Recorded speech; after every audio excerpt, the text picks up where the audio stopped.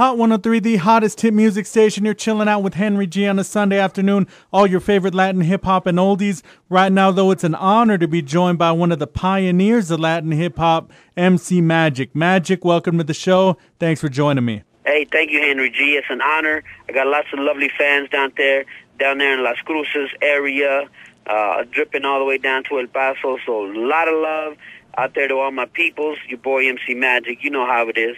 Now, Magic, you're from Phoenix, a city that's not really known for hip-hop. How were you really able to get your name out there early on, and what do you feel was the biggest obstacle you had to overcome? You know, I always tell people, lots of artists always ask me, what does it take to make it? Give me some advice. And one thing that I like to tell artists is try not to become a copycat. Make something original that when people hear it, they think of you, not they hear it, oh, he copied so-and-so. And I think that's what we were able to do with the songs that came from both MBK and B Riders, MC Magic, is that those songs, they had their own sound. And when you heard other artists doing them, they're like, oh, they're trying to do songs like NB Riders.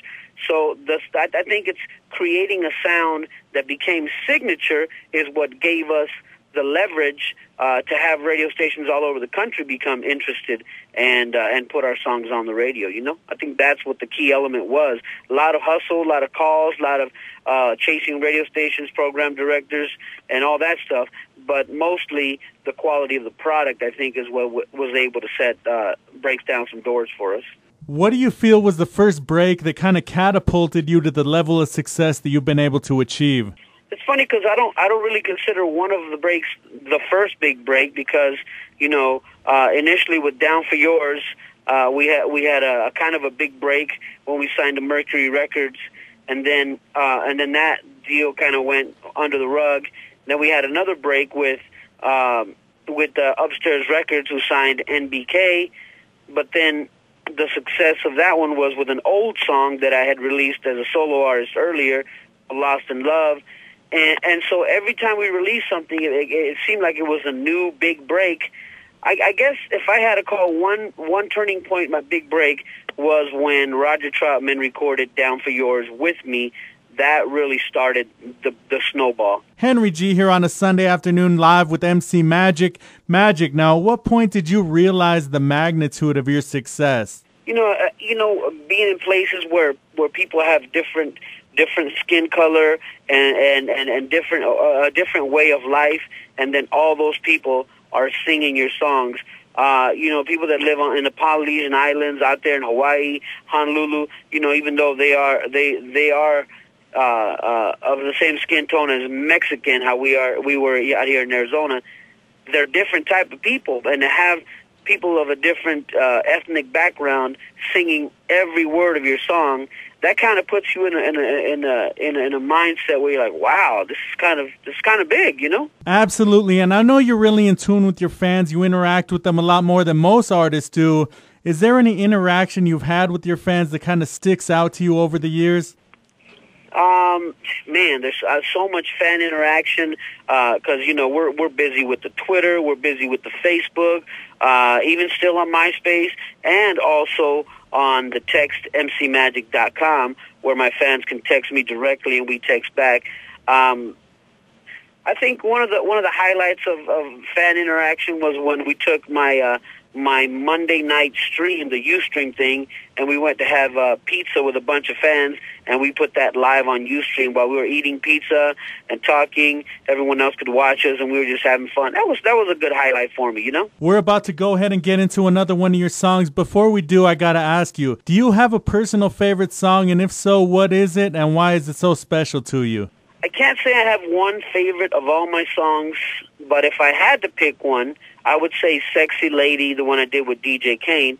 And the reason being is because I had already done so much success as NB Riders, and when I went solo after that, and Sexy Lady was my flagship song. It was a song that told everyone, look, Magic can do it on his own. It's not that he has to be part of a group. Because lots of people were introduced to my sound through NB Riders, even though I was doing it before I created MBK and NB Riders.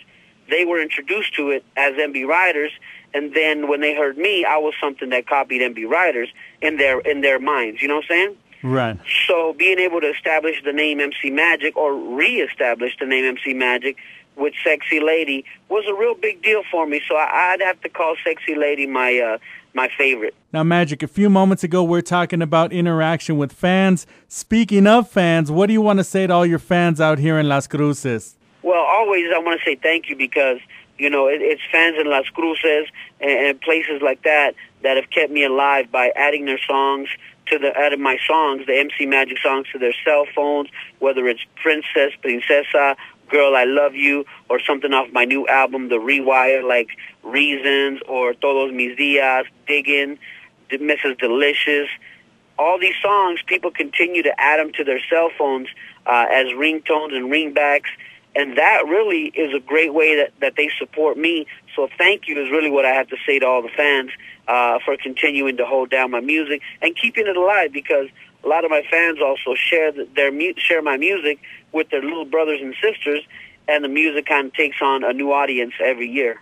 Let's talk about your latest album, The Rewire. It's been out a couple months. What's the feedback that you've been receiving from it, and what's the biggest single from the album so far? Well, so far, the Diggin featuring Twista has gotten the most radio support, just because it is the most competitive with today's music, and I love Diggin a lot, and that has gotten the most positive reception with the fans. I'm going to say the slow jams, with the hardcore fans, with the long life fans. I'm going to say the slow jams have gotten the best reception. Reasons, The Only Kiss, and my banda joint called Todos Mis Días, big success. And also Mrs. Delicious. It seems like every single that we've thrown out there has gotten a lot of love. And so, I mean, it continues to evolve, though, Henry. Even though the album came out just a couple months ago here, we still, like just last week, we put up the new video featuring Jenny Rivera, which is featuring Chino Brown and Jenny Rivera. The song is called Love Again. The video just went up on YouTube, and people are talking about it positive, and it's giving the album yet another dimension, another boost, another light. And so it continues just to grow and grow and grow. We're about to get into the track Diggin featuring Twista and the Homegirls, Snow the Product. Let us know how this track came together. Diggin was given to me by one of my producer buddies named Dre LaShawn. He owns a production company called The Orphans, and that's why at the beginning of the track it says Orphans, Orphans. If you pay attention next time you hear it, he was the one that brought the beat to me, and it already had the hook of actually one of his daughters singing the hook, and I liked it enough. I felt that it was real positive, so I had already. My manager and I had already started talking with Twista's camp about collaborating on one of the new songs of the Rewire, and that's a song that we decided to send over to Twista. He listened to it, and he gave us a verse that was incredible. And then after that verse was done, I got to be honest with you though, when I heard Twista do his verse before I did, I was intimidated. I was like, what am I going to do on this record to even come close to what Twista did? And so I was really nervous about how the record would turn out, because it was fire without me. What was I going to do to the record? And so later, a friend of mine introduced me to Snow the Product, and we just like to call her Snow White. Introduced me to Snow White, and once she dropped the verse for me, the record was even hotter, and it got me more nervous. I didn't know what the heck I was going to do, you know? So I was the last verse on that, and I took my time. And you know, it was my manager, Big D, that told me, look, quit trying to rack your brains, just do MC Magic, do your laid-back flow, do what you do, and people are going to love it. That's all you need to do. And, you know, we did that, and boom, it came out, and it's a nice record. Now, Magic, the first thing a lot of people think of when they hear the name MC Magic is the talkbox. How did you originally incorporate the talkbox into your music, and how did it become such a big part of it? The first time that we used the talkbox, Roger Troutman played it. And he is the authentic king of the talkbox. May he rest in peace. I'll be grateful to Roger for blessing me on Down for Yours forever. And after Roger passed away is when I took it upon myself to reach out to his family and ask what would it take for me to have a talkbox identical to the one that Roger had. And, you know, we came to an agreement, and they felt that I was deserving of it. And I was gifted one of Roger's talkbox So I take that talkbox and practice for about a year.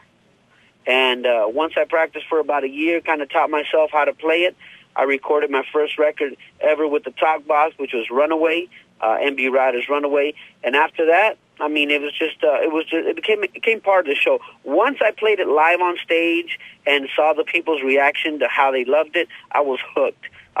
And so I kept making songs with it. And not only that, when artists and other rappers asked me to feature on their songs, they're like, no, you got to put the talkbox in. You got to put the talk. It became that signature, you know? Definitely. And Roger Troutman was the OG. The torch was passed to you. Now, how does it feel to know that you've inspired a whole new breed of talkbox producers? It's always good. It's always good because music has to be inspirational. If your music inspires someone else, then you've done your job, you know? Because there's artists, bands, writers, and musicians that came before me that inspired me.